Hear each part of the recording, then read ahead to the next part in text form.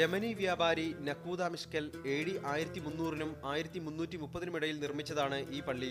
കേരളീയ വാസ്തുവിദ്യ പ്രകാരം 4 തട്ടുകളിലായി മരം കൊണ്ടാണ് പള്ളിയുടെ നിർമ്മാണം. 1510-ലെ പോർച്ചുഗീസ് അധിനിവേശകാലത്ത് മിസ്കാൽ പള്ളി ആക്രമിക്കപ്പെട്ടു. റമദാൻ 22-നായിരുന്നു ഈ ആക്രമണം. സാമൂതിരിയുടെ സഹായത്തോടെയാണ് മുസ്ലിങ്ങൾ മിസ്കാൽ പള്ളി പുനർനിർമ്മിച്ചത്.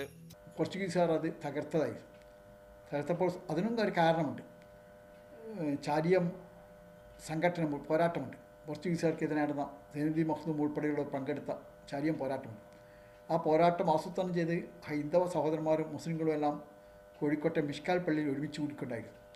സ്വാഭാവികമായും അവർ അതിൻ്റെ പ്രതികാരം തീർത്തത് ആ പള്ളി നശിപ്പിച്ചുകൊണ്ടായിരുന്നു. കേരളത്തിന്റെ വിനോദസഞ്ചാര ഭൂപടത്തിൽ ഇടമുള്ള പള്ളി കൂടിയാണിത്. പോർച്ചുഗീസ് ആക്രമണം അതിജീവിച്ച പാരമ്പര്യത്തോടെ നിൽക്കുന്ന മിഷ്കാൽ പള്ളി സന്ദർശിക്കാൻ ലോകത്തെ നിരവധി പ്രമുഖർ ഇതിനകം എത്തിയിട്ടുണ്ട്.